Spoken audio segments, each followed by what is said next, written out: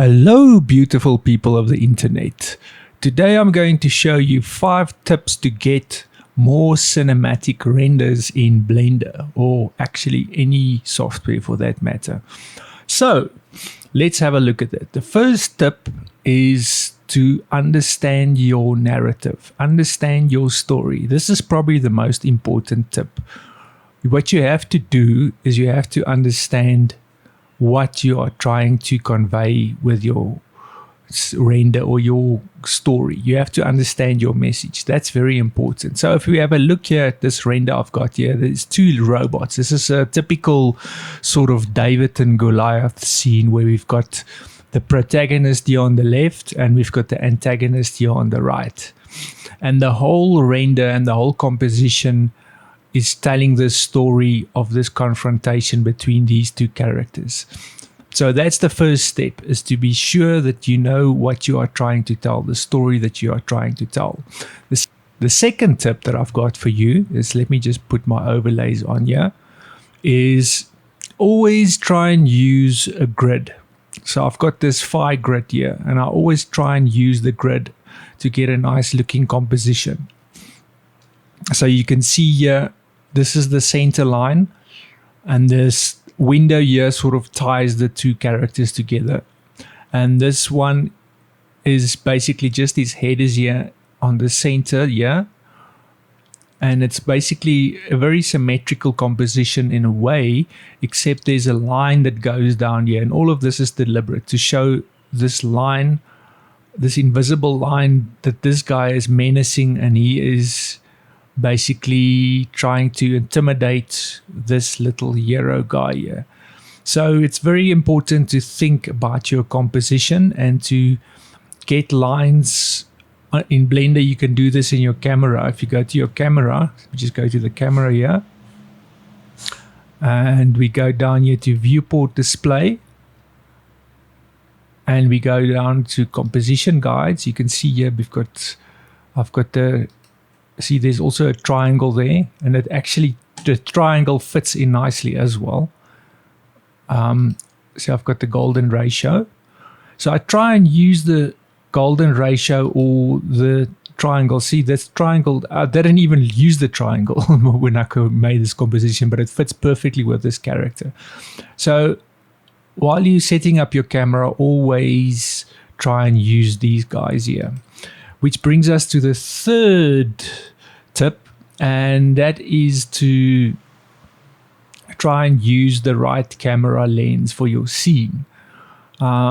If you've got a scene that's a sort of outdoorsy scene, always try and use, or most of the time try and use, a wide angle lens, something 20-30. For this scene, I went for a sort of in-between lens of 50 millimeters. This is a nice lens to use when you've got characters in a scene like this. And so it's very important to spend some time looking at your camera. And then the 4th tip is your lights. I can say a lot about lights. There's a lot to say about lights. I've basically got this light here on top of my hero character. Then I've got a light here on top of my Goliath character, and then another one. And then there's a sunlight that basically comes through here that shines some additional light on the character.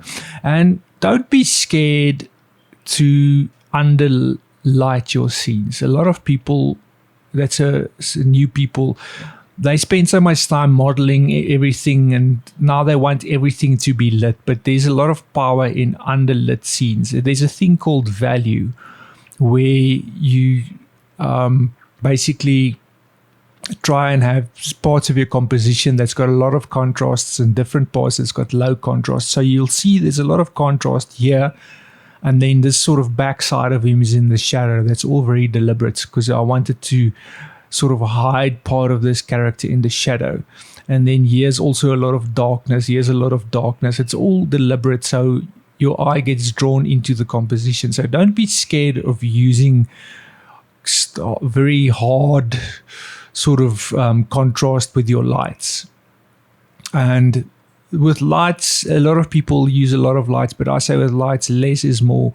And try and use lights from the environment, like I've got here with this machine here at the back. There's some lights there in the robot's eyes, both of them. There's some, and then also here there's a light going here.